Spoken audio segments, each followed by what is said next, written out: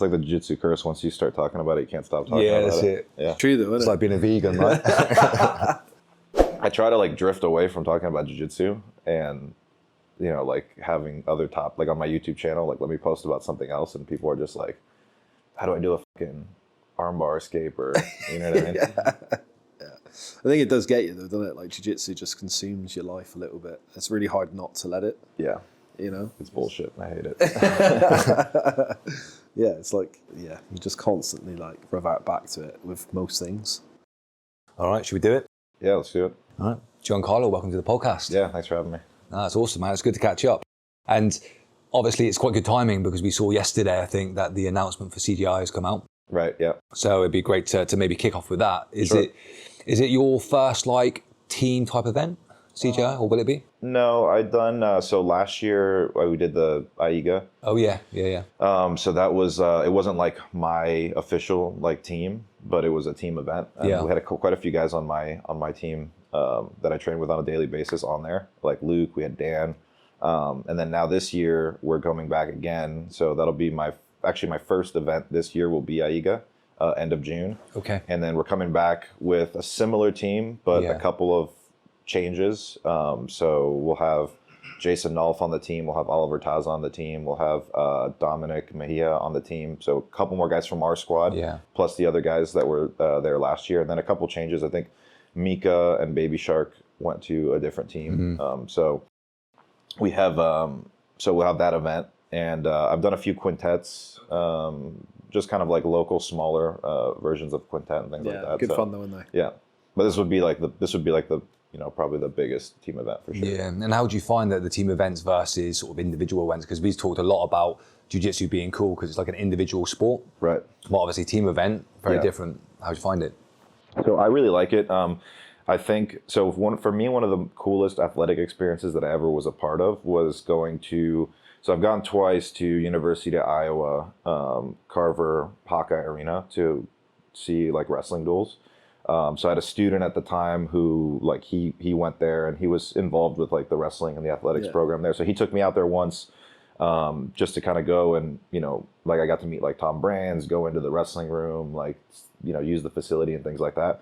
And then I went a second time. So I saw the first duel. The first time I went, I saw the first duel of the season, which was, I believe, Iowa versus Princeton, I think. And then I got to go for Iowa Penn State at Carver, which is like the big rivalry. And that was like one of the coolest sporting events. Like, I don't know did you guys go to ADCC, either one of the last two? No, we watched it, but didn't go. So for me, the energy in the room at ADCC 2022, I don't know, it was my first time competing at ADCC and it was like, that was like the biggest one that they had ever had.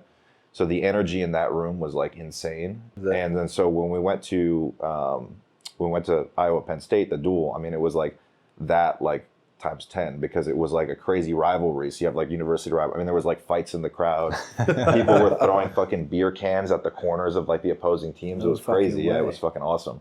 And so you had this, so I really liked the dual format. And up until that time, I think I had done a quintet or something like that, like a quintet rules tournament, not like the real quintet, but quintet rules. And I remember thinking to myself, like, we should have more duels in jiu-jitsu, like, you know, New Wave versus like Atos or whatever. And it's like, you know, get the 10 best guys from the different weight classes and like, let's see who, you know. So that's why I thought the AIGA was super fun, that even though like all the guys that were on my team weren't just necessarily my teammates, you like get behind each other and like everybody's screaming in the corner, like trying to get behind, you know, and then you're down like, you know, your guys are maybe tied like 3-3 and that's like the tiebreaker match. It just brings the intensity up and it makes it interesting for the audience, and it also like gets you like emotionally invested as an athlete and as an audience member. So I think it's pretty cool. Yeah, that's awesome. And how are you feeling about sort of the team? Because obviously you've got some obvious names in there. There's a couple of people missing, of course, and then the 77 division, I think, is going to be decided by trials, it looks like. Yeah, so I think John just recently announced like what our team was going to be. Yeah. And so we have basically all of our guys that were at ADCC. So kind of the obvious picks for all the divisions, but because we have so many guys at 77 that are all like super good, I think that John thought that, and everybody wants to do it obviously. Mm-hmm. And so it's kind of hard to say like, you know, let's pick this guy over that guy. Like, and you know, John's whole philosophy is let's have it be merit based. You know, let's see who's in the, you know, who's going to perform best at the time under that rule set, and just have them compete. So I don't know when that's going to take place or how that's going to look like. But yeah, it should be interesting. And I think whoever we get is going to be like a pretty good, pretty strong in that area. Pretty good pick, that way, you know what I mean? It's 3 good guys. Yeah. Yeah, I mean, it's always going to be a pretty solid team, let's be honest, isn't it? You know what I mean? Yeah. And speaking of duels, obviously there was, obviously until it was announced, people were speculating whether New Wave would be involved, being obviously sort of a B team / Craig Jones led event. It was great to see you guys in there, and thinking about that kind of duel like excitement that you talked about. Yeah. You've got obviously B team, you've got you guys, but you've also got Atos in there, and then you've got the regional teams as well. Yeah. I mean, like for you thinking about the different teams, which are you kind of most excited about facing, and which you think might be the toughest? I think they're all going to be tough. Like obviously Atos, I'm sure is going to bring a big team, a good like heavy hitter team. You know, B team's going to have good guys. I think Gracie Baja. I think they announced Gracie Baja. To be honest, I don't even know what the teams are. I just know that we're in it, and I just kind of assume the other teams. But like I'm sure like. And then the interesting one is actually going to be the regional teams, like you said. So if you have a European team, you get to pick like the 5 best guys of that region. So that's going to be cool, because most of the time, like you get a team like ours where we have, you know, European guys, we have people from different parts of the world. Like, I mean, they could get one of our guys. Like, who knows? The guy that doesn't make our trial cut might be able to go there, and that's going to be, you know, that's a good thing about the wild card, isn't it? Right, exactly, yeah. So that ability to be able to like draft people too, like that makes it interesting. So I never really focus too much on who I'm going to fight, or like getting too excited to fight any one person, because you literally never know how it's going to happen. Every time I look at like ADCC this last year, I was like, oh, it's might be like, this is how the brackets will probably go. And then all of a sudden, like first round, you get freaking Ryan Aitken submits Pedro. And then you get all these different upsets, and you can never really like rely on that. Yeah. So I just tend to like typically focus on me and, you know, whoever I got to fight, like I'll just take it from there. Yeah, fair. And then in regard to the rule set, obviously you've done incredibly well at ADCC. Slightly different rule set to CJI typically, with obviously the rounds, the scoring criteria, and obviously the alley or the pit as well. What are your thoughts on the kind of rule set and fighting under that rule set versus maybe ADCC? I think that, you know, overall, if you look at Jiu-Jitsu as a whole, like the general skills that you need across all the rule sets are relatively the same. And so what we typically tend to do when we go into matches is like, most of our training is based around what the big event is going to be. So like ADCC, right? But now it's like a non-ADCC year. So we'll probably start to cater most of our training to the other big event, which would be like CJI. That would probably be the biggest event this year for us. And then, you know, for me, like I'm also having to think about, you know, my fights at one, which I just got my debut at one's going to be just before CJI. It's going to be August 1st. And so now you have the aspect of the pit and the cage, because I'm going to be fighting in a cage, and then I'm going to be fighting in a pit. So that changes things a little bit, whereas most of the takedowns and stuff like that, like standing position, happens in the open. When you're passing somebody's guard, it happens in the open. If you go out of bounds, you got to go back into the center. But now you have to deal with the fact that you're beating, you know, if you're on bottom, you're getting pinned up against like you know, the pit wall or the cage, and that makes a huge difference. Makes it hard to stand up, makes it really hard to sweep people, things like that. So I think those like kind of logistical differences inside the actual fighting area are going to make it interesting, and that's something that I've been having to, like, I've been doing more and more rounds up against the wall in the training room. And that changes, like, you know, the whole takedown game. It changes the ability to, like, how you hold people down in top position and things like that. And as far as the rule set goes, I think it's just like minor strategic things, but there's certain things that, like, for me, I always go back to like the basics, and you can never go wrong with like pinning somebody and taking somebody's back. Like if your game is focused around that, and you know that you can reliably get to those positions, I think independent of the rule set, you're always going to be solid.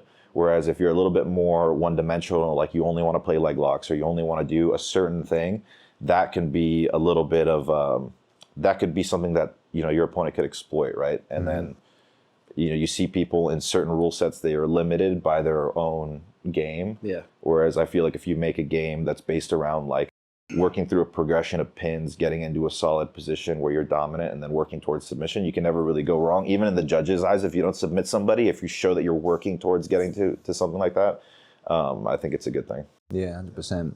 So you've been doing a bit of wall work. Are you going to be getting a sort of a sort of, what is it, 45-degree angle sort of wall at Roka at some point, do you think? Yeah, I don't know, actually. I know that, John, Gordon, and Gary are in the process of opening their school, and that should be open hopefully before the CJI happens. So I don't know how that's going to actually work, if we're going to get something like that, like a little slanted kind of wall situation. Are you all moving to that gym? Yeah.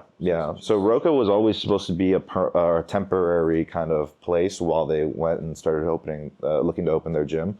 And so I think that they're pretty close to actually opening, hopefully in the next few months. Like Gordon's been making some posts lately about. Yeah, I've seen like he had a U-Haul the other day. Right, exactly. So he's got a U-Haul with the mats coming in. He's shown like some stuff of them building the showers. I haven't actually seen it, so I'm looking forward to actually go. Like whenever they get the mats, I'm gonna go there to help them out and actually like lay them all out. And I'm looking forward to see what it actually looks like. Is it going to be open to the public? Or Yeah, it'll be it's like an actual gym. Yeah, exactly. So that's been kind of the thing where it's like John teaches at Henzo's and he also teaches at Roka, and everybody wants to come that comes and visits wants to train at Roka. Yeah. But because it's a private facility, it's really hard to get a lot of people to have access to like us as the athletes. So now that they'll have like a gym, when we go and we do, our pro workouts, it'll be, I'm assuming, more open to everybody. That'd be really cool though, wouldn't it? That'd be cool for like us visiting. You know what I mean? Exactly. We'd be able to just drop in and train with you. Yeah. That'd be good. Yeah, it'd be really cool. Is it going to be in Austin? Yeah, it'll be in Austin. Yeah, nice. Yeah, that's cool. And you obviously mentioned about the One debut as well, right? The Vital Junior. So that's a really cool announcement we saw literally the last couple of days as well. Yeah. So tell us about your thoughts on, I guess, signing with One and that potential match as well. Yeah. So actually, I've always wanted to face Lovato, not for any other reason than he's just like a legend. He's been around forever. So he's like a type of guy that like you can't not like Lovato. And he's an American. He's been kind of carrying that flag for a long time. So I think it's a good match for me just on paper. Like it'll be good for my career if I can get a win over him, especially because he's been around for a long time. He's a veteran, but he's still like he just got a silver medal at ADCC. So it's not like he's still very good, isn't he? Yeah, exactly. So it's not like you're trying to fight somebody who's been out of the game for a long time and not doing so well. So I think it was a good debut. We kind of we're trying to play around with some other names, and none of them ended up panning out. So Lovato ended up being kind of an easy choice for us, and he was super down to do it. That's always the other thing too, is like you pick a bunch of guys, but either it doesn't line up with their schedules or they just don't want to do it for whatever reason. But he seems to be the type of guy that's like always down to take a match. So that worked out, and it was literally like, hey, do you want to fight Lovato? Yes. And then like an hour later, it was like, okay, we're good. So that's so good. Yeah. I was like, you can't really ask for any smoother kind of deal. So excited about that one, and it's kind of perfect because it lines up. Like I'll have 3 competitions kind of back to back to back. Yeah. So it'll allow me to kind of have one camp, like one long camp into all 3 of them. Whereas like I haven't competed since ADCC, which has been good in the sense that like I've been able to like heal some injuries and get my body good, because the ADCC camps just take so much out of you that I was just like, if I had to roll into another competition, which I did after the first ADCC that I did, I rolled into the competitions kind of like one after the other right after, and my body was just getting destroyed. So I was happy to kind of have a little bit of time off. I was still teaching and training and doing stuff like that, but just taking care of some injuries. And now I feel like I'm in a position where I can start kind of rolling up the intensity and kind of building to a slow peak to eventually get to, that AIGA tournament, the one match, and then CJI kind of at a perfect like uphill swing, Yeah, nice. That's good. And your typical training, so because this is something we've talked about a bit as well, where in a lot of professional sports, like team sports, you have off-season, season. So like, off-season, maybe skill development, like you say, sort of recovering from injuries, that type of thing. Right, and then as you approach the season, you start building up and start looking to peak as you go into the season. Right. And then there's kind of like a maintenance then throughout the season. For sure. Obviously, jiu-jitsu is far more sporadic because often athletes will just, fight here, there, and everywhere. Yeah. And I'm always interested to hear about sort of elite athletes in jiu-jitsu and how you kind of I guess, manage your sort of skill block and then your sort of performance block, and if you have that sort of structure to your training? Yeah, I actually do a lot more now. So like after my first ADCC, towards the end of like 2023, I actually hired like a nutritionist and like a personal trainer, Scott Habermel. He's out of Toronto, and you know, he does MMA, does jiu-jitsu. Like he's trained a lot of athletes kind of in that sport, in that field, as well as other ones. And so that kind of helped just give me like guidance and accountability and like a point of reference. Not that I needed any sort of like, I'm pretty disciplined. Like, so if I'm going into training, like, and I set like a training routine and a schedule for myself, or I have something coming up, like I know I'm going to make weight, I know I'm going to train, I know I'm going to be prepared. But it's good to have like a point of reference. Like, hey, so like we'll have a spreadsheet. I'll have to, you know, fill out certain like metrics, like my body weight and all sorts of different, like, you know, with my lifts, like where are my numbers, how am I feeling, how's my recovery, things like that. And it's just been good for me to actually be able to see like, you know, how my body has trended based around where I'm at with my calories, where I'm at with my macros, so it's made like things like cutting weight, maintaining weight, gaining weight, like all very seamless. Whereas like now I can like, so for the since ADCC, for example, I've been on a weight gaining kind of phase, where my training volume has been less because I've needed to recover. I've been slowly increasing it over the last like couple of weeks, as far as jiu-jitsu training volume goes. My strength training has been also low volume, but relatively high intensity. So I've been like trying to like, not necessarily build strength, but really maintain good strength with my, my added body weight is probably like 7 or 8 pounds heavier than I normally am. And so now we could see kind of like what that's been doing to my body. And I know based on like previous data where like, hey, if I take out, you know, X amount of calories or carbs and I increase my training, like my body weight should start doing this and my body composition should start doing that. Whereas before I was just kind of winging it. Yeah. You know? So it's just good to have that. And we have a little bit more of a structure as far as like the training schedule goes. So I have like an actual training schedule, whereas before I would just train as much as I could. And I feel like I would beat my body down a lot more to where now if I'm interested in longevity, which I do want to start competing, you know, I do want to be able to compete and train hard I want to be able to train my whole life. I have to kind of balance that out pretty well. So it's good to just have that point of reference, be able to ask questions like, hey, you know, what should I do if I'm feeling this, or I have a little bit of a sore knee, like what, you know.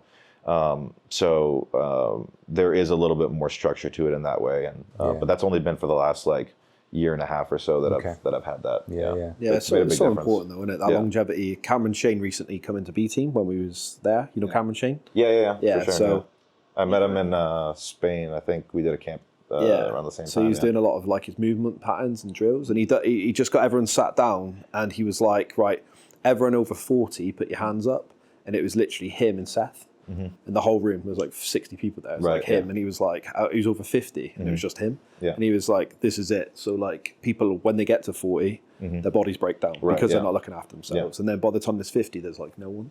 He said, so in a jiu-jitsu academy, he said, that's what it is. He said, everyone will be in their 20s and 30s. He said, but by the time they're 40, they're fucked. Yeah. So he's like, this is how important it is. And then he finished the speech off with a backflip. Right. And I was like, no, you're just showing off. And then it was like, and that was it. And I was like, that's such a good point though, isn't it? Like when you talk about looking after your body, because jiu-jitsu is amazing, but it does bang your body up bad. For sure, you know, your back and your shoulders and your hips. And, you know, it's definitely like, you've really got to look into that, like those movement patterns. There's a line between like being cautious about your body and then, you know, being honest with yourself about, you know, whether or not you are able to actually push yourself. So like I really admire guys like, you know, GSP, who, you know, he's in his 40s and he still looks incredible. He trains like you wouldn't be able to really tell that he's retired. Like he looks the same and performs the same as even though he'd probably tell you like I don't feel as good, you wouldn't be able to tell like on the surface. And so I feel like emulating a guy like that is kind of at least what I kind of aspire to do. Like because it's all the time I see guys like either guys that are recreational that want to come in and start jiu-jitsu, or they don't because they say, oh, like I used to be an athlete, but you know now I'm old. And it's like, well, you can control that. You know what I mean? So like even me, like I've beaten down my body for so many years, but I still feel like I can, like if I do the right things, I I can still perform at a high level. And like we just like Lovato, for example, we talked about, you know, he's like 40 years old, I'm pretty sure. And he's still competing and performing at a high level. And he looks good physically. He looks great, yeah. You know, Wagner, like Cyborg, like all those guys. So there's still an opportunity to do that, as long as you're like, I think consistency and like, you know, being like honest with yourself is the biggest thing. Yeah, You know what I 100%. mean? Yeah. And then just literally taking care of your body. Like it's such a big thing. Yeah, 100%. Did you say you're putting on weight at the moment as well? Yeah, well, I'm kind of like, I was putting on weight for a while, and now that I'm about to start rolling into like my official, like my camps, I have to actually be concerned with body weight. So for me, it was more like a combination of one, wanting to get a little bit stronger, wanting to get a little bit more muscle, while still being cautious of body weight, right? Because I'm going to have to still make 88 kilos. So what I wanted to do was essentially just have more food and lower training volume. And this was like also recommended by my coach, for healing purposes, and also just for having a little bit more like tissue, right? A little bit more muscle tissue. And then, so we'll see, like once I start to cut down to like my normal walk around. Normally, like, so for the ADCC camp this last year, I was walking around 205 pounds. Okay. And I have to weigh 194. So it's about an 11, 12 pound cut depending on the day. So now I'm about 7 or 8 pounds more than that. So I'm probably waking up around like 214 to like, even on like heavier days, like 216 or so. Yeah. But my training volume is significantly less. Like I'm training twice a day. I'm doing 12 workouts of jiu-jitsu per week and like 3 to 4 like sessions in the gym when I'm in camp. Yeah. Now I'm doing like 1 jiu-jitsu workout per day, like 5 to 6 days a week, and like 2 sessions of weights. So it's like half the volume, or maybe even less than half. Yeah. So, and like double the food, literally. So like I'm like stuffing, like I'm wake up in the morning, I'm still full from the night before. Like I'm really trying to like consume calories. So my body feels actually really good. Yeah. But you know, now I'm gonna have to start getting back into like camp mode. So I'll probably like start to lean out, cut some food, probably increase volume first, then kind of see where my body weight trends, and then start to cut food a little bit. Yeah. Play around with the carbs and things like that. Yeah. Because I thinking back to ADCC, I know like Jay was a little bit underweight, I think. Yeah. And like we spoke to Chris Wilczek recently as well, and thinking about your size compared to them, you look way bigger already. Yeah. So thinking about you being even bigger again. Yeah. I'm definitely big now. Like I'm probably as big as like I've ever been. Yeah. But I like, again, like I feel like I've been able to heal a lot better, just being a little bit heavier and training a little bit less. And like I've said, like now I've been working a lot on skills. So when I go into the gym, my training sessions are like, I'll have high intensity training sessions. Like, you know, 2 days ago I had a round with Luke. He's getting ready for Victor Hugo. He's a big dude, and like my body's still recovering from that, because it was just like, you know, you're having wars with those guys. But like most of the rounds that I'm doing right now, like I'm moving around a lot, I'm sweating a lot, but I'm playful. So like I'm able to wake up the next day, I feel great. Like I feel like I just got a good workout in. Whereas like when you're in camps, you like wake up and you don't want to get out of bed. So it's been nice to have that, because my body's been liking it, and I feel like my jiu-jitsu's getting better because of that. Like I'm not losing skills, I'm playing around with different new things that I want to get good at. So by the time I start rolling into a camp and start really pushing hard, I'll be able to like really sharpen those things down, and my body will be kind of in peak condition. And I also believe that like, it's, for me, I feel like I perform better when I cut weight. So being a little bit heavier, I don't really necessarily look at it as an advantage on the physical side. So like you brought up J-Rod, for example, he's a little bit smaller. For like, he's, in my opinion, his body type, or his body weight is, he could easily cut the 77 kilos.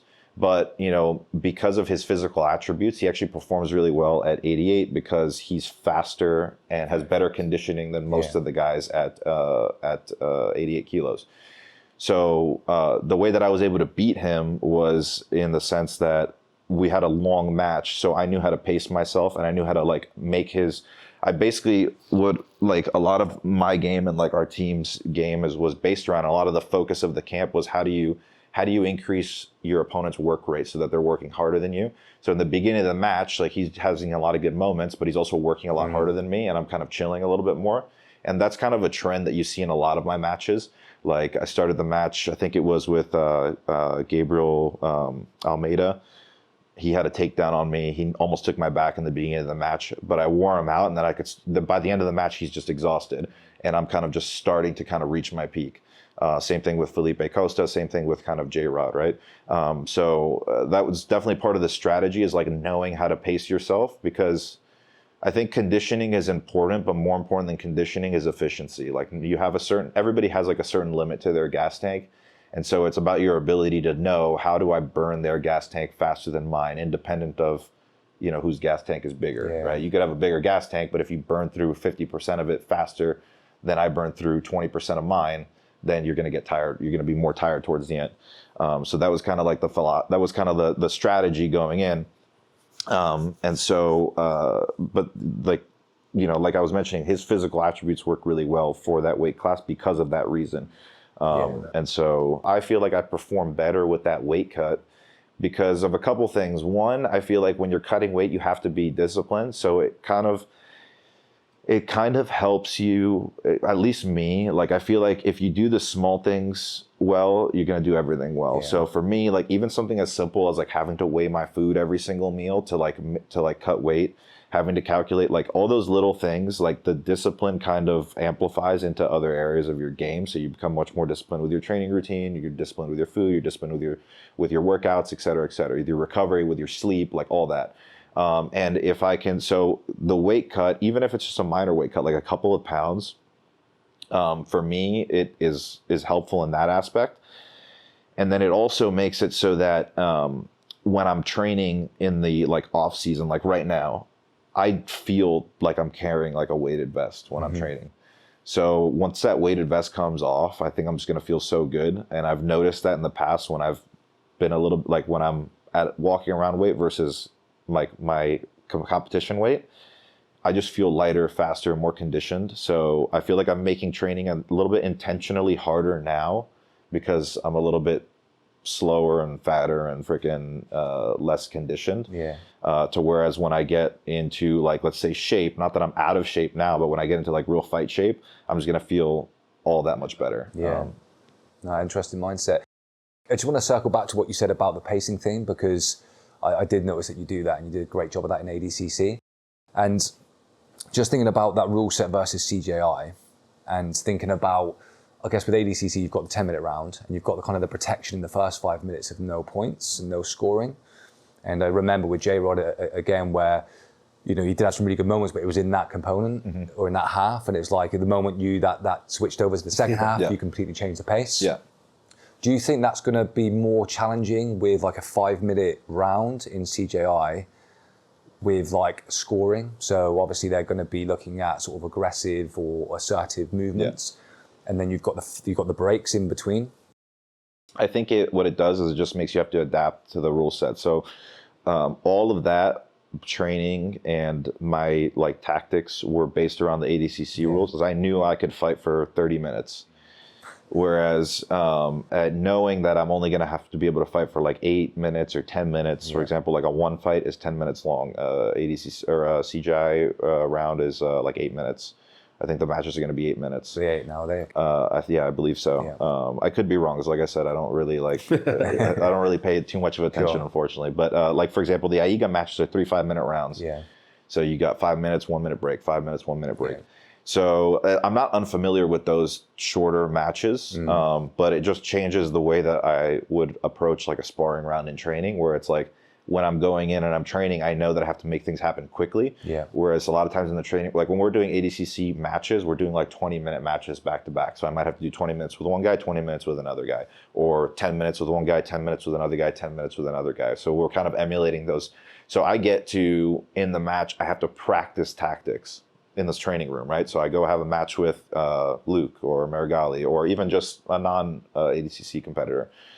I have to practice tactics. So when I go in and I do my sparring rounds in my camp for a CJI or for a one match, I have to practice those tactics. Like, how do I get to the positions that I want in the context of this rule set? So that's the challenge. I don't think it's necessarily that one style is more challenging than the other. You're obviously going to have like people that are more suited to certain rule sets based around their attributes and their game, like their styles and their personalities. Yeah. But for the most part, I think that, at least for me, I want to be able to compete in all different rule sets and still perform at a high level, still be able to beat guys. And so it's challenging, but it's more so for me like a tactical challenge. Okay, how do I get to the positions that I know I'm good at in that within that like framework that's allowed, you know? Mm-hmm. Yeah. Okay. Cool. And then just going back to the skill development thing, and then we'll come on to like what the camp might look like in a minute, if that's cool. What's your approach to like developing skill in jiu-jitsu? I mean, is it drilling? Is it ecological training? Is it sort of sparring? Is it sort of playful rounds? Like, what do you find works best for you? I think it's a combination of everything. Like everything has its place, and so like if you look at any professional sport, there's various elements to their training. If you look at like anything from if you look at baseball, American football, or like European football, or any sport, like there's a system to the way that they train. And so I think that every single aspect has its own purpose. So if you look at drilling, for example, the purpose of drilling is like, for example, like the way that we drill and the way that I have really always found drilling to be useful was if you're looking to learn a new move, you need to learn how to do it statically against a passive opponent, but that's giving you obviously good reactions, right? Not just somebody who's laying there, but like somebody who's giving you good reactions. So you can understand like mechanically what makes this move work. And then when you go from drilling to like live sparring, it's never like a seamless transition. Like when you do an arm drag in a drilling context, it's never the exact same as when you're fighting somebody with resistance and sweat and fatigue and all these things. But what it allows you to do is understand like what the mechanical elements are of the move that makes it work. And then you start putting it into a context of sparring where as you start increasing skill level, intensity, fatigue, all these elements, you can really sharpen and get really, really good at that move, over the course of time. Sometimes it takes, a couple weeks, sometimes it takes months, sometimes it takes years to get really good, depending upon if it's like one specific move, if it's a whole general area of your game. So I typically like to work on a certain area of my game. Let's say, for example, like Toreando passing. Well, everybody knows like a Toreando pass, like you go around the legs, but that's not the only way to do a Toreando. There's a million variations and a million reactions that you can get. So you have to really spend a lot of time playing with certain concepts and principles, different techniques, different grips, different strategies to get around the legs and things like that. So that's usually like a few weeks of like working on that every single day. Not so much in a drilling aspect, right? Because, I've drilled a million different types of Toreando passes. I know how to do it, right? If you told me to show it to you, I could show it to you. But then you have to start going with different styles of opponent. You have guys that are really flexible with their legs. You have guys that, play more wide legs versus more narrow feet, and guys that are trying to entangle your legs versus guys that are trying to wrestle up on you, guys that want to play more seated, et cetera, et cetera. So you have to spend a lot more time kind of developing this broad area of your game that encompasses a bunch of little techniques and has certain principles, certain like kind of underlying principles that the techniques follow, that the techniques fall underneath, right? So that's like how I would approach like a broad aspect of my game, half guard passing, back attacks, etc., like a broader area. And then if I wanted to work on something that's a little bit more specific, like let's say I wanted to hit a certain submission, let's say I was trying to work on, I don't know, like a back triangle, then I would probably try to work from that position specifically. And I would pick somebody who's not as good as me to where I can play a lot more in that position. And then you start to slowly increase your skill, the opponent's skill set that you're going against, the skill set, the body type, etc. So let's say I'm working on back triangles and I'm hitting them on a guy who's like a purple belt and he's like around 170 pounds. So I can more easily control him physically and their skill level is not as good as mine, right? But they're still good enough to where they're giving me the right responses. Next thing you know, I might get a purple belt who's like 220 pounds. Then I'll start working on, now all of a sudden you have a physicality aspect, so you got to be really sharp with your technique. And you're going to fail sometimes, you're going to succeed sometimes, right? And then over the course of, a few days or weeks or whatever the case is, next thing you know, if you're doing a back attack round with somebody who's right around your skill level, now you can start to really test that move and see where you're going wrong, if it's failing, where you're going well, if it's succeeding. And so that's typically like the approach that I take. I'm always working on stuff, even when I'm in camps.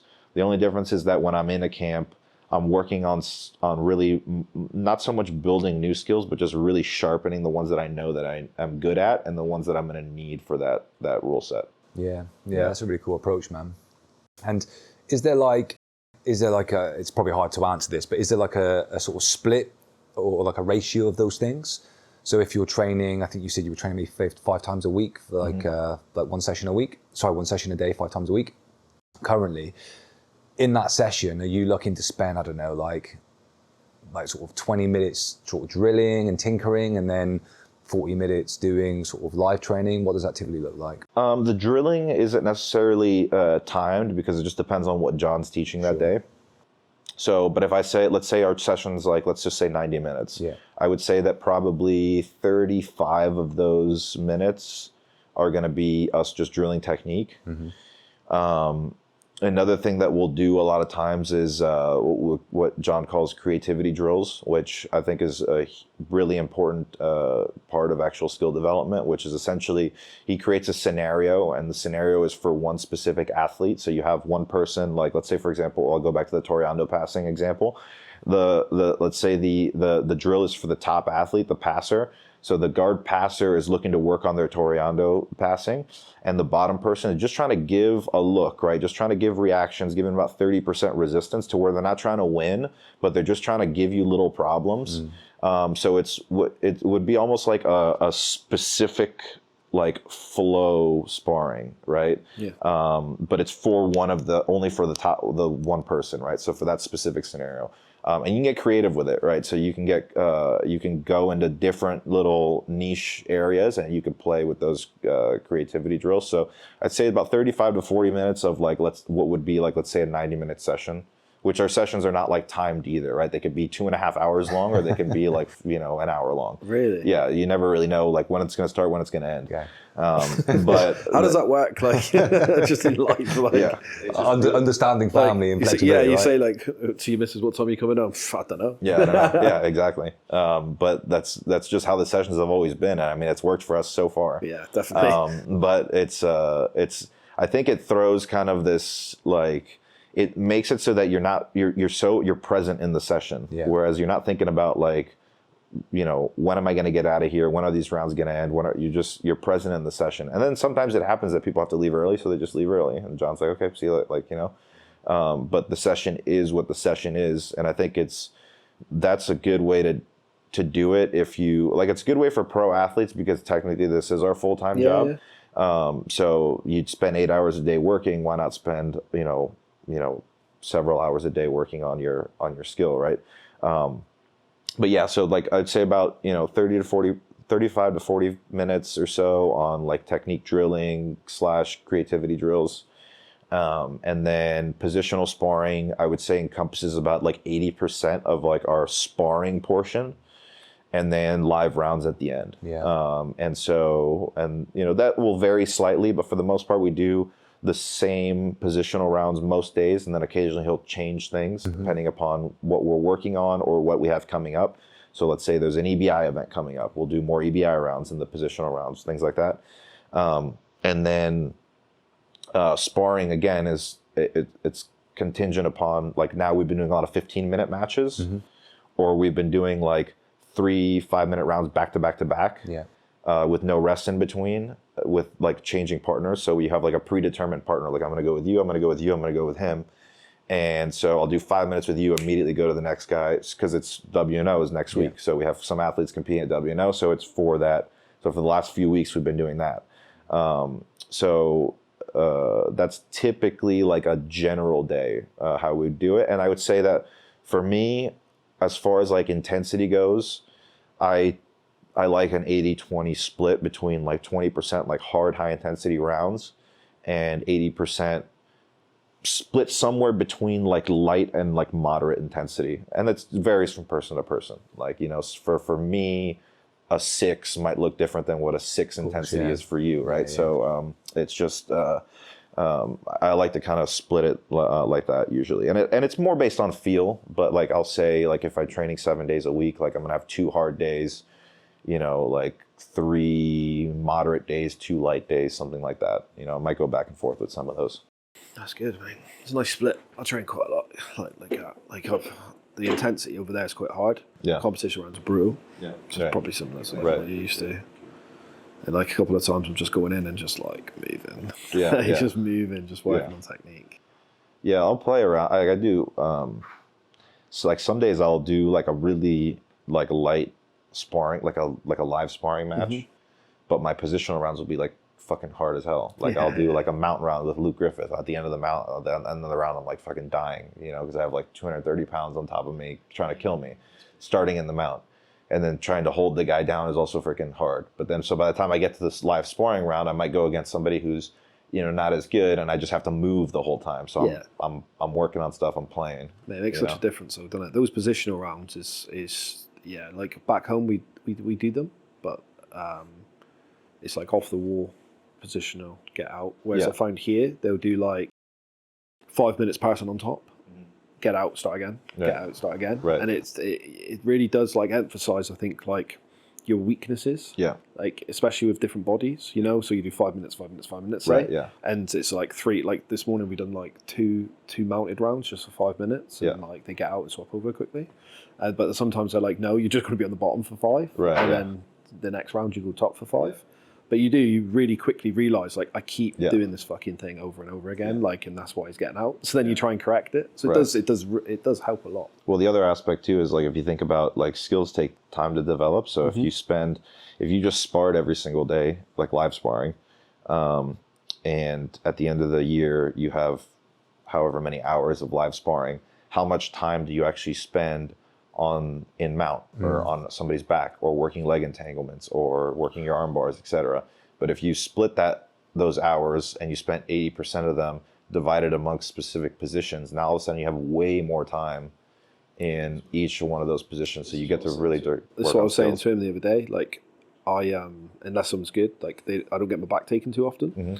So I feel like that's a real weak point in my game. Yeah. Like if I'm on the back or if someone's took my back, I'm always like, you know, I'm like, oh fuck, like, you know. Whereas I should just, do positions from there way more often, so I get good at it. Yeah, I think I can't think of who we were talking to, but we heard that John and you guys often will start even open rounds in like a bad position, like mount or back or something.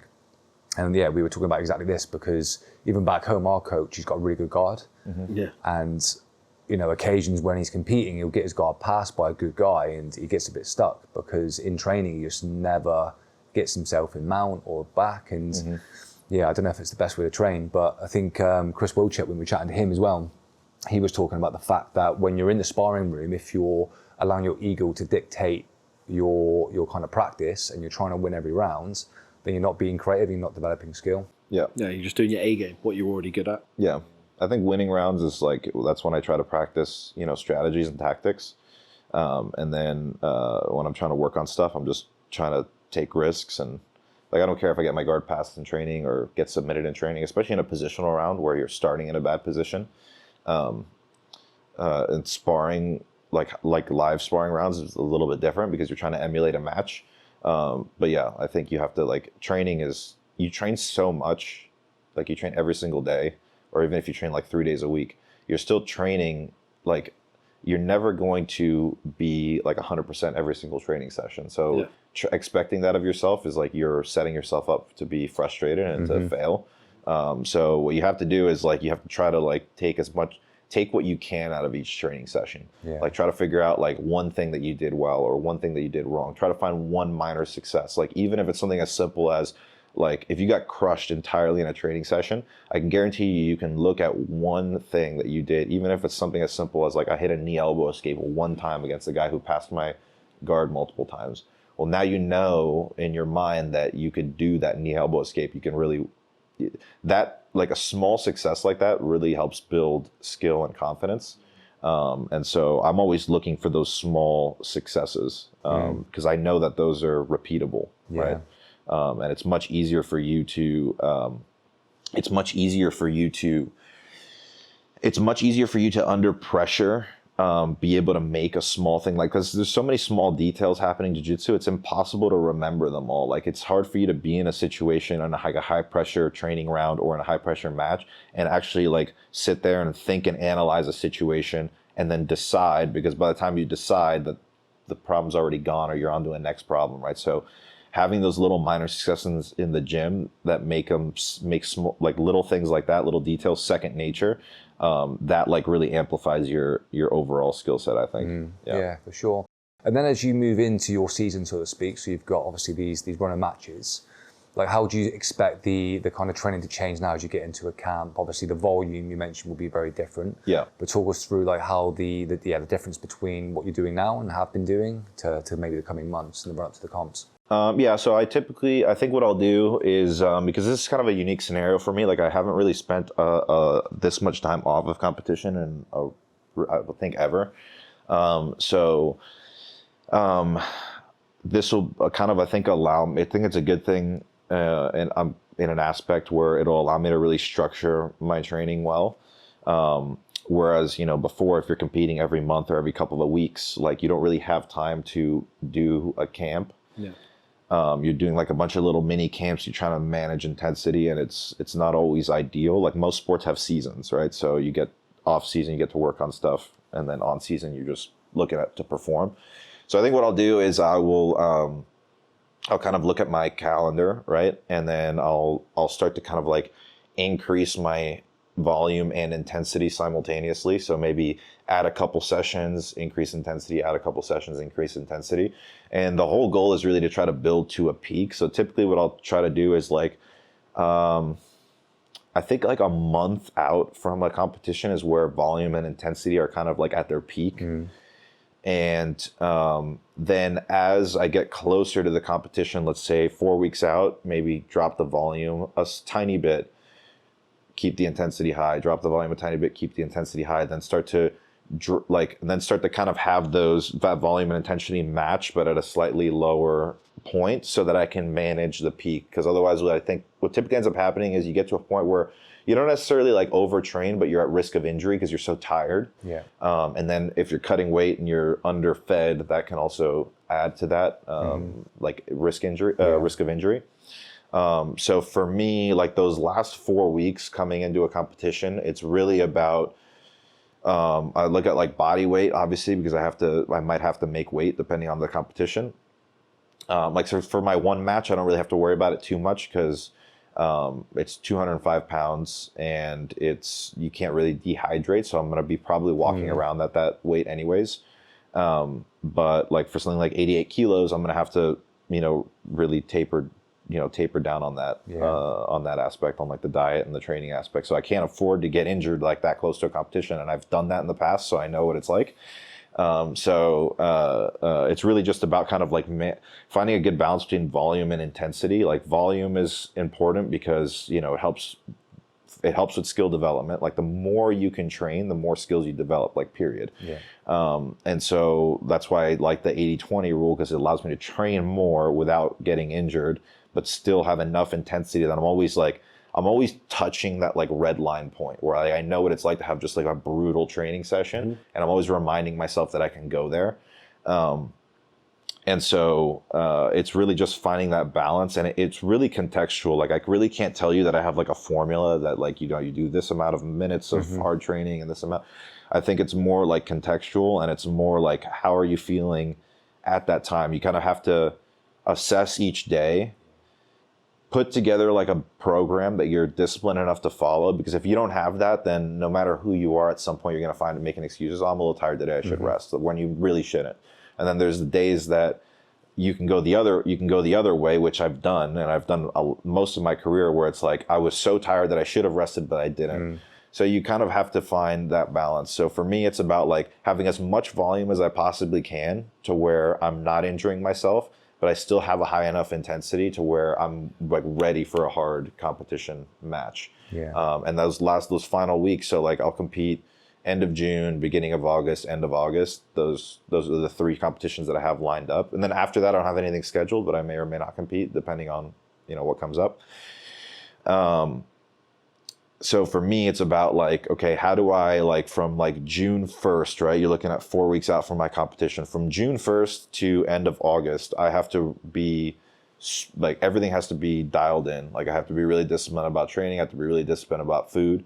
And I have to be in competition shape 3 times kind of back to back. But having the time off, I think will allow me to put myself in a position to where when I'm in those camps, that's another thing too, is I think a lot of times people try to get in shape during their camp. Like you're getting in shape to be able to do a camp, not to be able to compete, you know? So like you should already be well conditioned. Like I'm not trying to go to the gym to get stronger when I'm in camp. I'm not trying to necessarily like, you know, develop a new technique that I'm not particularly good at. Like I'm trying to make my strong points as strong as humanly possible. And just peak. That's all I'm trying to do is just peak. Like I'm as peak as I'm going to get, you know, when the competition comes up. So just like finding that little balance to where you don't go so hard that you drop yourself down, but you don't train so you're not too low where you're not really going to get to that peak. And that's kind of the balance. And again, it's different for each, different for each person. So yeah, as you were talking, it sounds like that's something that you're obviously taking ownership of, maybe with support from your performance coach as well. Sure, yeah. And then obviously John's involvement with the camp, is he there more as a skills coach to help develop the jiu-jitsu, and then the athletes would manage the kind of peaking and the increasing of intensity themselves? Yeah, that's really what I've noticed for the most part. Like John will never be the type of person to tell you like you have to train X amount of days per week. I've never had him say that. You know that he is watching everybody and he could see who is dedicated and who isn't. And you feel as an athlete like you have to be there every day because he is there every day, like no matter what. I mean, like he's about to get a hip replacement and he's literally on the mats every single day.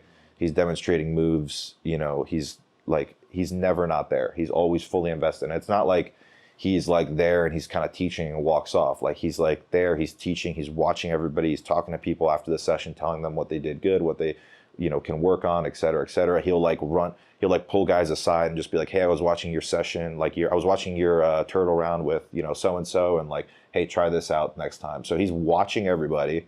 He's fully invested. He's going home. He's studying, like outside of practice, he's studying matches, coming back, telling us, you know, hey, I was watching, you know, a match from like the 1982 Olympics and like, I think we could really work on this. And I'm like, he's fully invested, even though he's got his own shit going on with his body, which is crazy. So it makes you, it should, at least in theory, it doesn't do it for everybody, but at least me, and like, you know, you could see based on the guys who are having success, it makes you want to be dedicated. Like you feel like you almost owe that to him because he's giving you the opportunity to do that. But yeah, he'll never tell you like you have to train X amount of days or with X amount of hours or intensity. He'll give you like little nuggets of advice. And ultimately, like for me, most of it now comes down to experience. Like I know how I feel when I'm at my best.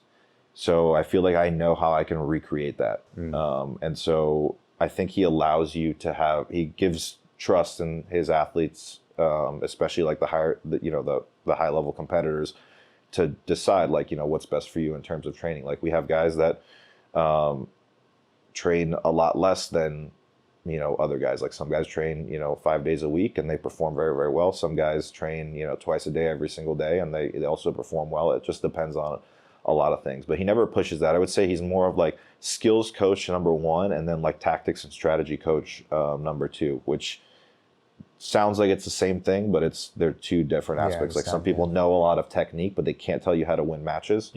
They're 2 very different aspects. So I think that's his biggest thing. And then I've never heard him, he's never really necessarily pushed me to do any sort of like specific strength and conditioning, any sort of like diet regiment, or any sort of like sleep schedule or whatever. I think a lot of that stuff is kind of on a base level self-explanatory, and then as you start to get really, really, like for me, I did it most of my career by myself, and then all of a sudden felt like I had a good base level understanding, and then I started working with somebody and it just made that little bit of a difference that I feel a lot better. and I'm able to manage things like, you know, weight cuts and strength and I conditioning think it's better. important, though, isn't it? For sure. Maybe because it's probably credit to him that it's not in his wheelhouse. Right. Yeah. Like it's not his like specialty. So he's probably, you know, he's a really clever guy. Right. And he probably knows like maybe giving advice on stuff that he's not an expert in. Right. It's probably not the best for his athletes. Yeah. You know. So if he gives you that freedom to be able to do it yourself, it's probably a good thing. Yeah, he'll say that too. Like I've asked him about things like that, and he'll like flat out say, he's like, it's not my area of expertise, so I can't really say. But in general, I notice these things. Yeah.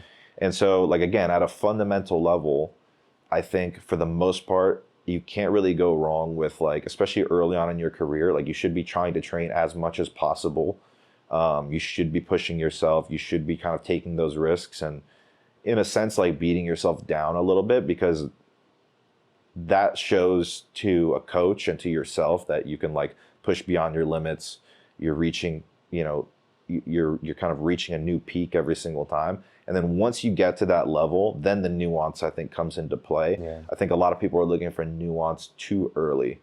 And because everybody wants a fast way to get somewhere, and they're like, oh, well, the professional athletes are doing this, so I gotta freaking drink, you know, like elderberry juice or whatever because that's what's gonna make me the freaking, you know what I mean, or something like that. Yeah. But like, the reality is that people don't look at, like, these guys spent like a decade and a half just busting their ass. Then they got to a point where a little detail made a difference. You can't cheat jiu-jitsu, can you? Yeah, You know, exactly. the skill acquisition is the most important thing. Yeah, exactly. Like, if someone's more skilled and they're the same weight, they're going to beat you. Yeah. I think it's like that in a lot, like in every element of life that there is a high level. I think that's the case. Like if you look at people that are incredibly like successful in business, like everybody's trying to do like what they're doing when they're really successful. Like everybody wants to know like fucking Jeff Bezos like investment strategies, but like the dude was in his fucking garage like building a business for fucking 20 years, and then he became a billionaire, and now all of a sudden like has a compounding ability to grow his business, whereas like he had put in the hard work first. So many like multi-millionaires, they have several businesses that fail before they actually make it big. Right, exactly. I speak to you about that all the time, don't I? Like they open a business and you learn stuff, and it's exactly the same with jiu-jitsu, isn't it? It's like you're doing it and you're failing, and then you're failing, and eventually when you start winning, they're like, oh, you just appeared out of nowhere, and it's like they've missed that 8 years or 10 years before that. You're just getting your ass kicked and you're working for it. Right, 100%. Yeah, but it seems like a sensible approach with you know, sort of the level of involvement from John, because you look at professional sport again, and we always talk to people about jiu-jitsu becoming mainstream and being truly professional, and you know we've talked about other sports a few times, but it's always a multidisciplinary team, isn't it? You've always got a skills coach, S&C coach, physio, nutritionist, and it all comes together to do that. So that makes sense. And then actual sort of competition and mindset. Obviously, John talks a lot about philosophy and everything else, and you talked about him being a great tactician, and obviously you guys are very good at winning matches. But what's your personal approach to mindset with competition? Do you visualize? Like, do you have a sort of an approach or a tactic that you try and use when going into competition? Yeah, it's actually interesting that you asked that, because we actually had a conversation and training about this yesterday. And so I think ultimately at the end of the day, and John always like reiterates this to us, he's like, no matter what you do, like do whatever works for you, right? Some people like to write, you know, words of affirmation on their freaking mirror and look at it every morning. Some people so if it works for you, it works for you.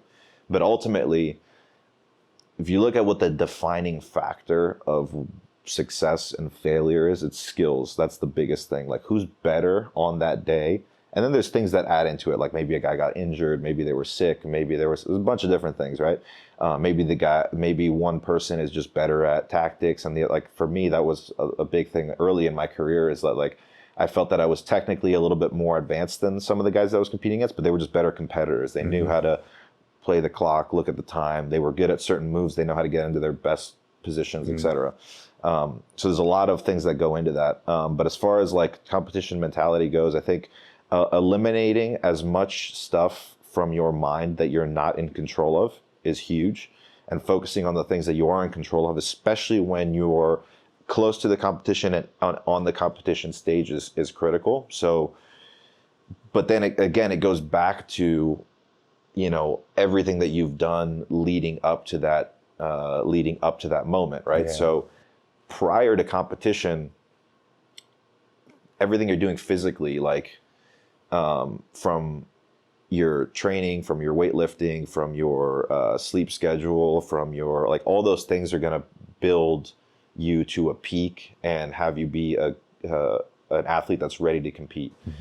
So that's like 90% of it. And then, but when you're competing, like, you've already developed that. So it's the mental part is important. So a lot of people can, you know, get in their own heads. And so most of what happens in competition is psychological. And so if there's anything that, like, and this we were talking about yesterday, it's like visualization and like literally closing your eyes and thinking to yourself, like, I'm a champion, I'm a champion. That's not going to make you a champion, right? It might kind of like program something in your head. I don't know. Like, I'm not a psychologist. But like, I never found that any of that worked, and I never really was interested in trying that.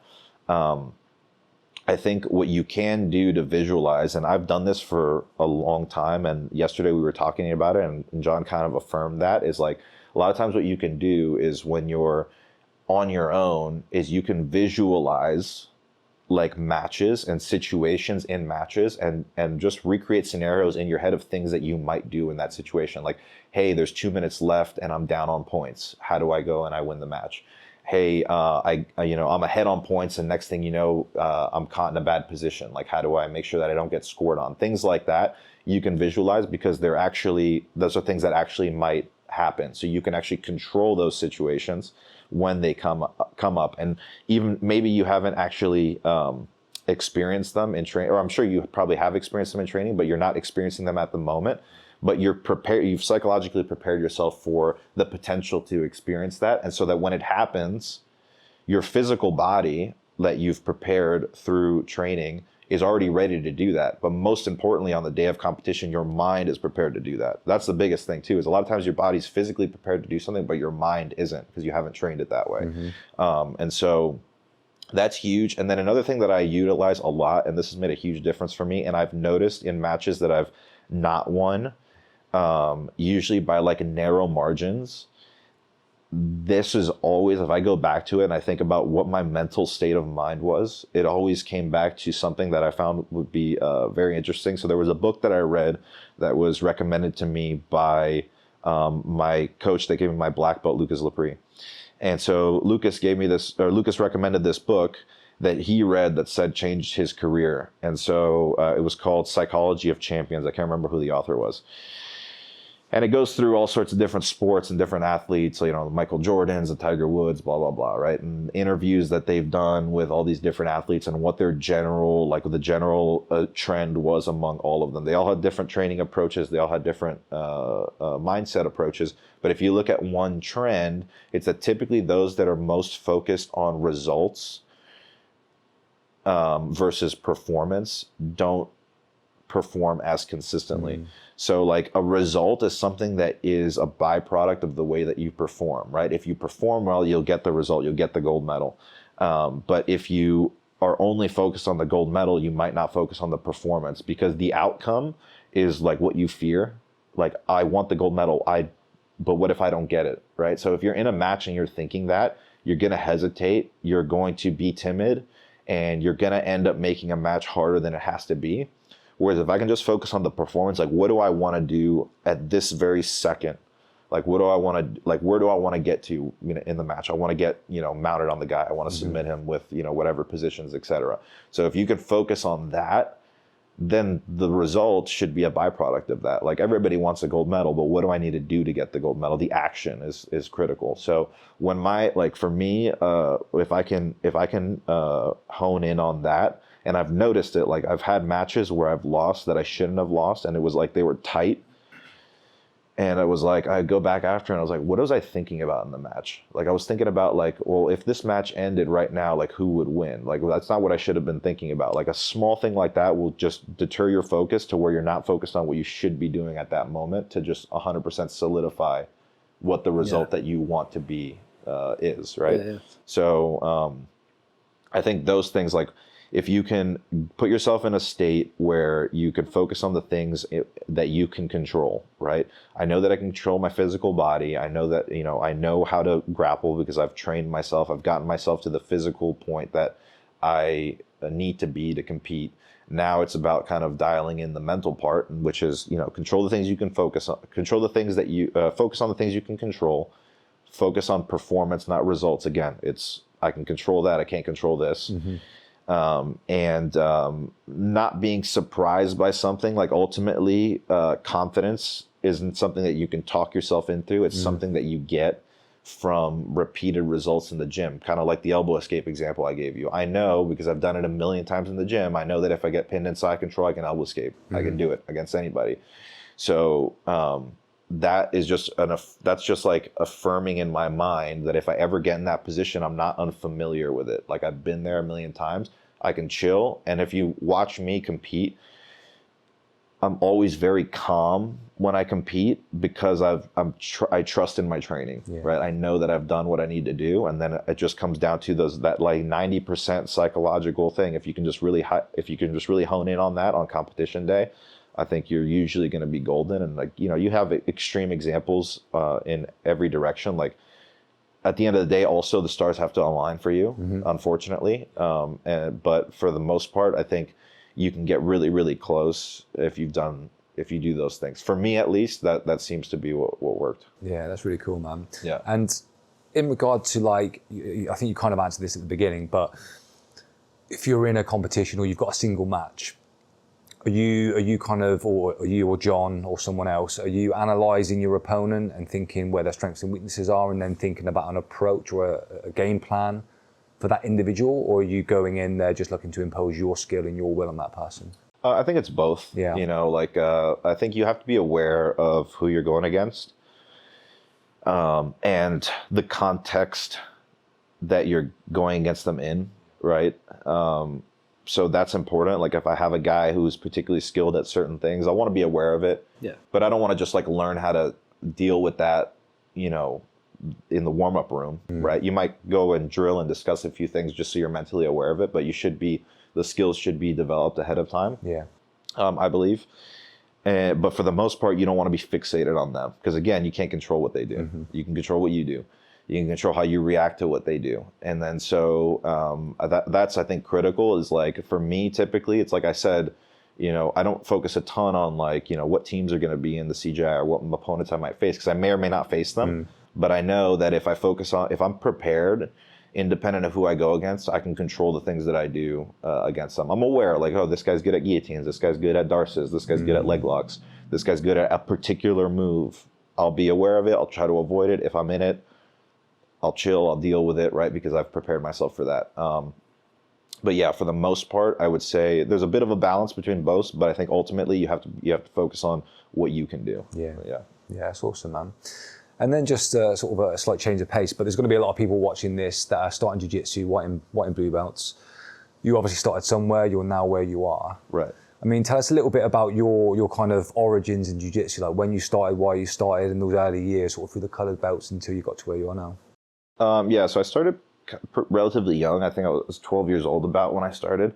I took a little bit of a hiatus when I was like 15, 16 or so, came back around 16, 17. So like, I was young. I started in kids classes. I did kids classes for a couple of years, went to do adult classes, things like that. I always did sports and martial arts my whole life growing up. I did a few team sports, but I was never like particularly great at team sports. Didn't really like them, and I just felt like I lost interest in them. Like I would be like all into it for a little bit, and then I would lose interest immediately. Whereas like I started martial arts relatively young. Like I did karate and taekwondo when I was like 5, 6 to all the way up to like 9 or 10. And I always liked going to those. I remember like liking doing that.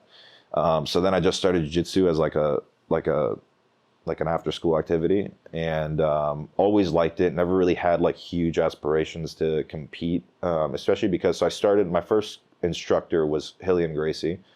So he's like, if you don't know the history, he's like as old school like Gracie as it gets. So like Carlos and Helio were like the two main, there was more brothers, but those were the two main ones. Like, so he was Carlos's youngest son.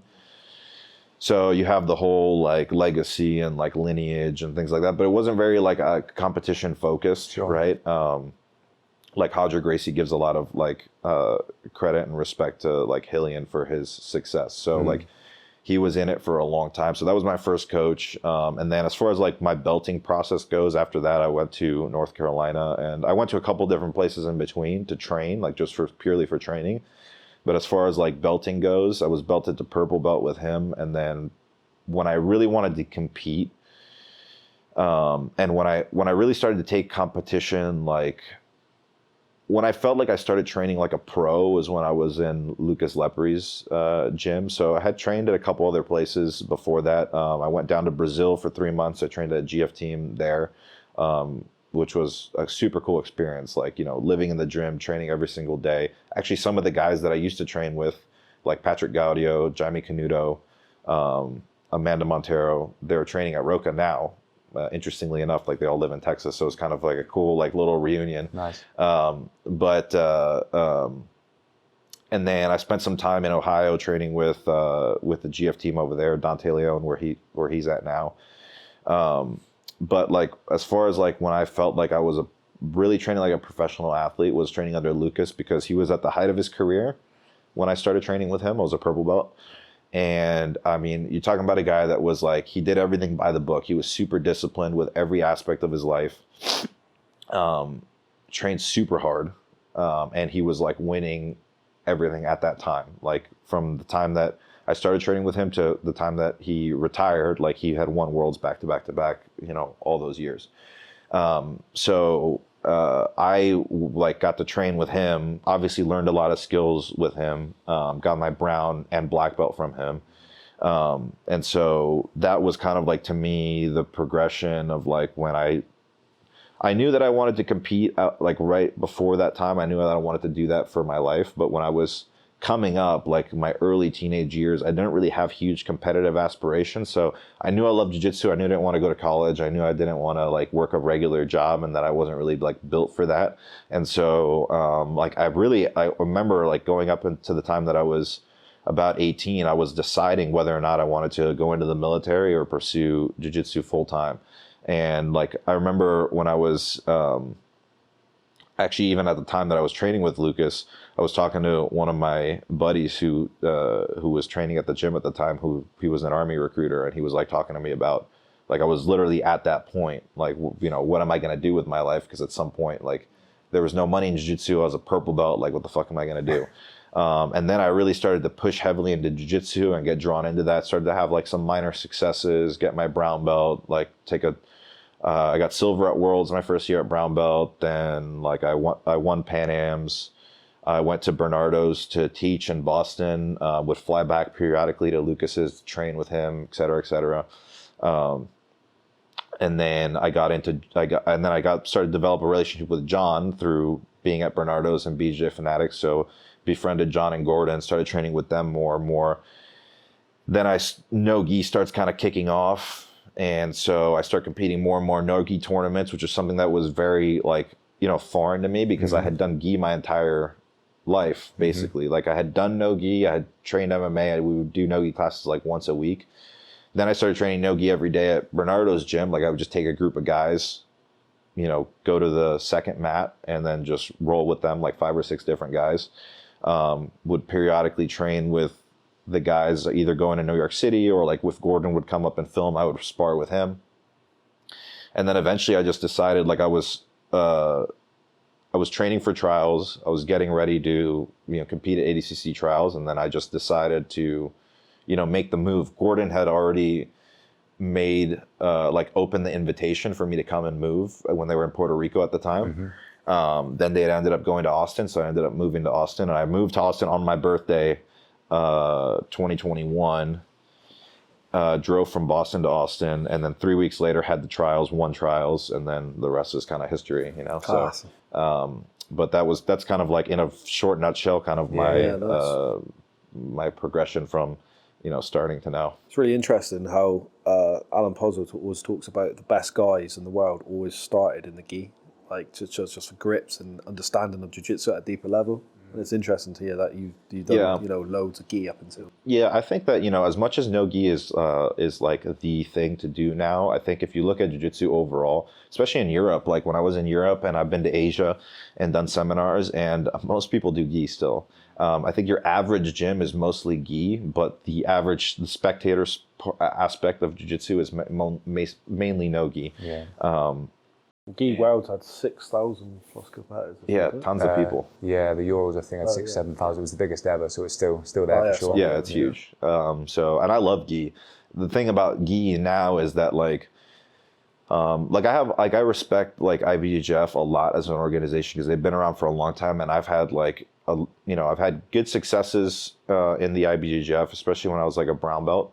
And I did most of my competing at IBJJF, so I've given them a lot of money over the course of the years, and I think they're a really well run and super structured organization. As far as consistency goes, you can't beat IBJJF. I mean, they're just the most consistent. But the problem is do I really want to? One, I think you're looking at two different sports, so.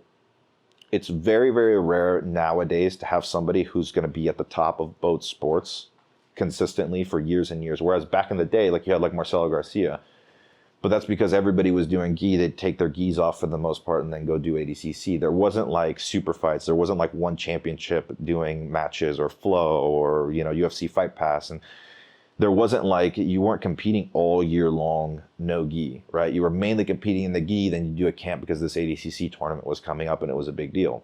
And it was paying a lot of money at the time, 10 grand, right? Where it's now you have so many events and I could go win an IBJJF Worlds in the gi. I would, pay to compete and I would win and I'd probably get a lot of opportunity to go teach seminars, but it's and in the entire year training for this one event where I may or may not win, right? And then I'll have a bunch of seminars to do, which means I have to travel for seminars, which means I can't really train for other events. And I'll make a bunch of money doing seminars, but I could probably make the same amount of money doing a super fight, spend the same amount of time training and so it just makes more sense. And I just wish that they could develop a professional circuit in the gi that was a little bit more like what we have in no gi, a professional super fight circuit where at least IBJJF adult black belt Grand Slam should have a prize money that's at least equivalent to ADCC, I would say. Yeah. I think that's 100% doable, and that would incentivize more people to do both, or at the end of the day, a guy who's an Olympic level wrestler isn't competing in judo, right? So it's you pick your one. So I still love the gi. I still teach in the gi. I still train in the gi. We do gi classes. John teaches gi in the mornings at Roca. So we split the mat, and Helena was just doing pans. We had a couple of people doing pans. So they had a little gi session, a little no gi session. I mean, people don't realize John's knowledge in the gi is phenomenal. He teaches really well from standing position to bottom position. His knowledge is just as good gi and no gi, right?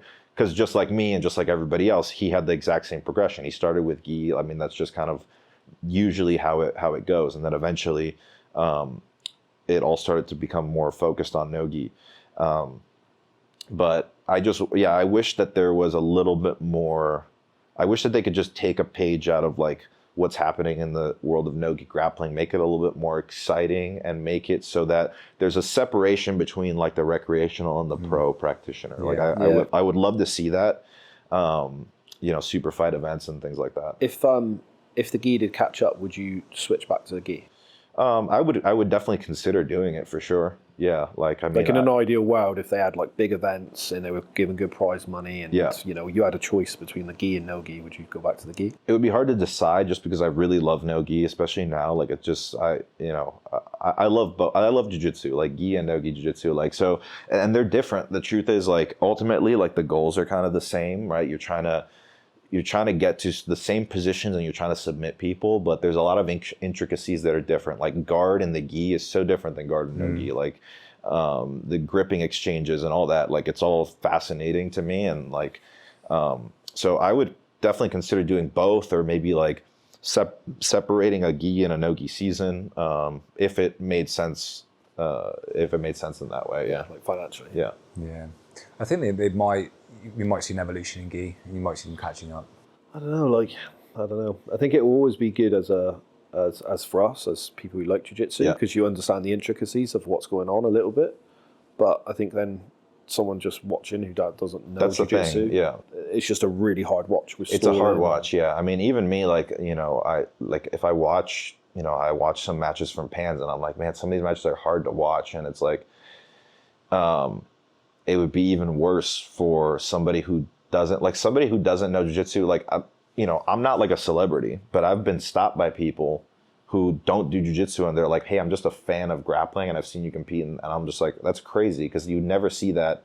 Like, you can't take that same person, have them watch ADCC, and then have them watch IBJJF Worlds. The entertainment value is totally different, because they kind of are going to have, even if they don't know any of the techniques, they're going to see more movement. They're going to have a general idea of what's going on. They've watched UFC. They know what a rear naked choke is, right? They can see, they're like, oh, this guy's arm's getting broken, et cetera, et cetera. But with a gi, because it's so static, and a lot of times you have too many guys that are just fighting to win, and you get these matches that it's like an advantage, 50-50, back and forth, et cetera, et cetera. It's like, it's very hard from a spectator perspective. So that's another thing too, is like, if they could make a few minor tweaks, and I don't know what those are. I haven't put a lot of thought into it. I've had some thoughts into like ways that you could adjust like submission grappling rule set to make it even a little bit more fan friendly. But I haven't put a lot of thought into the gi, just because I haven't been competing in it as much. But I definitely think that that's, to your point, like an aspect where it's like, it's a hard watch for somebody that doesn't know what they're doing. I think that's the biggest barrier. But I think IBJJF is so big now, they could still give good prize money. They're making so much money. Do you know what I mean? They're making so much money. It's a great business model, you know what I mean? Sure, it is. It's unbelievable. But like you said, if they had like a pro tournament, like just with the top guys and with good prize money, I think it would just draw more people in. I don't think they realise. I think it would. They've already got the prestige, and everyone wants to be a world champion. Right. You know what I mean? Like it's a nice accolade, isn't it, to have? Whereas if they added like just a pro circuit into that, it would be so cool, wouldn't it? And I think people would watch it. Jiu-jitsu people would watch it, even if no one else did. There's enough jiu-jitsu people around the world now. Dude, 100%. You know, to make it a really good event. You know, they did they do the Grand Prix, I think, every year, and they did the Nogi Grand Prix 2024. Yeah, the one that I competed in. And you know, the prize money is good. It's $40,000. You have to win 4 matches, I think, to make 40 grand. I mean, it's hard, but if you win, I mean, 40 grand's not, it's 40 grand still. So it's not like you're not going to retire on that, but it's a good, you know, it'll get you through. Couple of bills for a bit. Exactly. But that's a start. Like, let's do more of those. Like, let's really like because man, they get an audience, they get people coming in and to watch like this event. It's a big deal. They have walkouts. They have, you know what I mean? Like, I think they could do more of that. I would love to see them do more of that, because they have the resources and they have the ability to do it. So whether it's in their best interest, that's the question, right? Because at the end of the day, IBJJF is never going to die. You're always going to have, you know, the Austin Open that's going to have a bunch of competitors in it, like kids, you know, masters, like that's their clientele. So from that perspective, it makes a lot of sense. But I think that just from an athlete's perspective, it would be cool to see them invest a little bit more into that. Yeah, 100%. Yeah, I don't think just people wanting to see them. Yeah, you know, it'd be cool to see like you whack on a gi and fight. I don't know, someone. Yeah, like, I would love to in the gi. Yeah, I would love to. Yeah, it'd be cool for sure, man. And then thinking about that journey you've had, obviously training as a juvenile, training in Brazil, you know, at various places, ending up with John and training with Gordon and those guys. Thinking about when you're like coaching yourself, what are some of the biggest lessons that you've taken from the various people you've worked with that you maybe pass on to your students now? Yeah, I mean, I think again, the most valuable time that I had training that helped me kind of train myself was when I was training under Lucas. So when I was really training like 100% by myself was when I was at Bernardo's for about 3 years. So I was a brown belt. I had minor successes at brown belt. I got a silver medal at Worlds at the time, and then I went and I started teaching at Bernardo's. Lucas was the one that made that connection. He was like, hey, there's a teaching opportunity. I think you should take it. You know, that way you don't have to work. You can actually, you know, do jiu-jitsu as your job. So it was cool. It was supposed to be temporary, but ended up becoming a permanent thing. And then and a lot of people think that Bernardo was my coach. Like Bernardo was never my coach. He actually didn't really train that much at that time because he was so focused on his business. Yeah.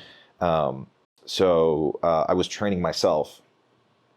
And I learned a lot because I had been training with Lucas for I think like 2.5, 3 years at that point. And so he was also basically training himself. Like, he had coaches up until he opened his own school, and then he opened his own school and he was training himself, but he was winning a lot.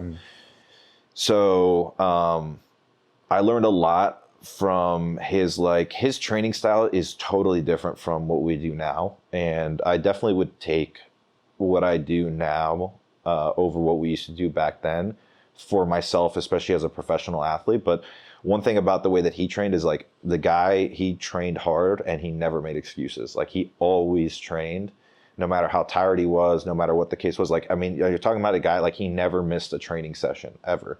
And he would teach seminars throughout. This was one thing that was very impressive about him. He would teach seminars all throughout his camps. So he would regularly travel like every single weekend. He would train all the way through Friday. Then he would go and travel on Saturday morning, go do a seminar, fly back the next day, and then be back in training on Monday. And he would even train at his seminars.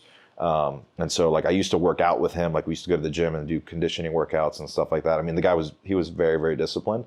So there were certain things that he would do, like certain sparring styles. Like there was nothing particularly unique about the drilling or the training. Like right now, like so for example, when John teaches, like we do positional sparring rounds every single day. We never did positional sparring. Like I could literally count on one hand in all those years the time that he was like starting this position and then work from there.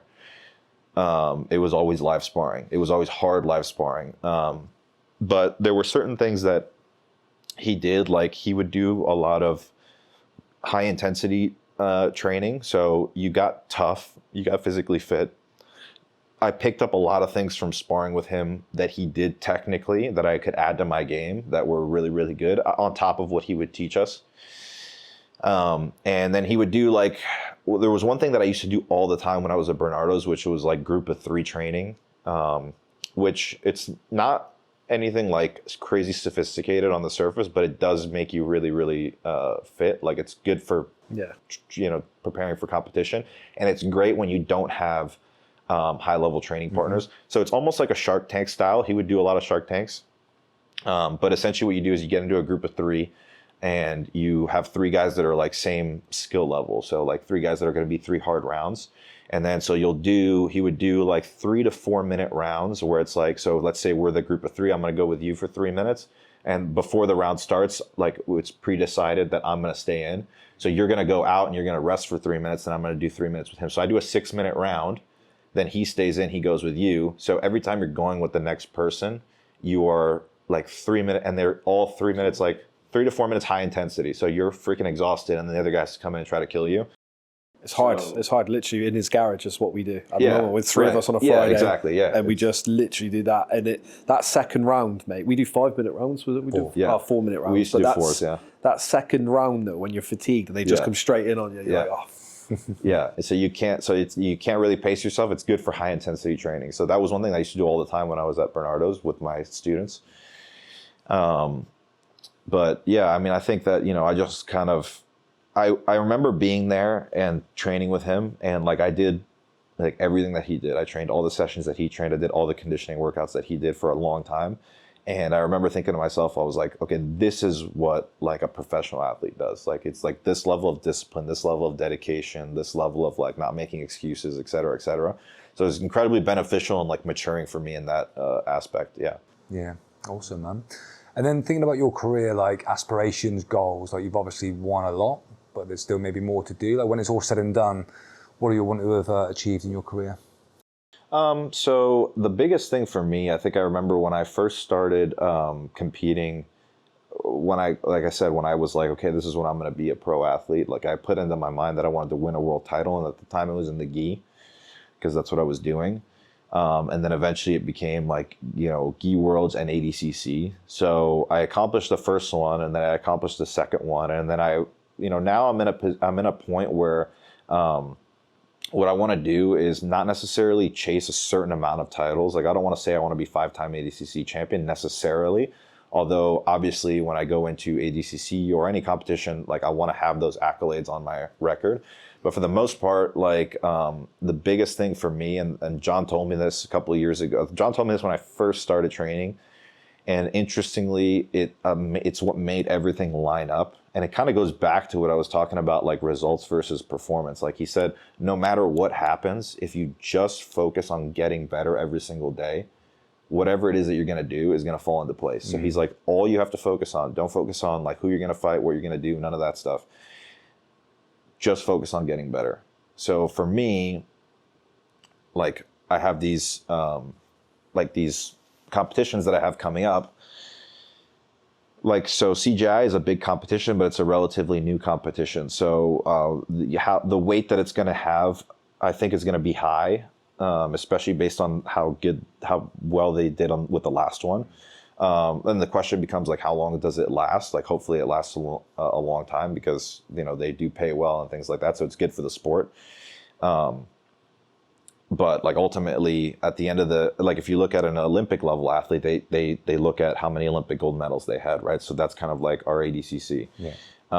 So for me, I'm not necessarily chasing a certain amount of titles, but what I'm trying to chase is being a better version of myself every single time that I get to that next challenge, because I know that if I do that, like the title is going to be there. Right. Whereas if I stop now and I think to myself, well, how am I going to have the perfect resume at the end of my career? Well, I must have X amount of titles and X amount of victories and this and that. I feel like my primary focus isn't on like me as an athlete and as a competitor.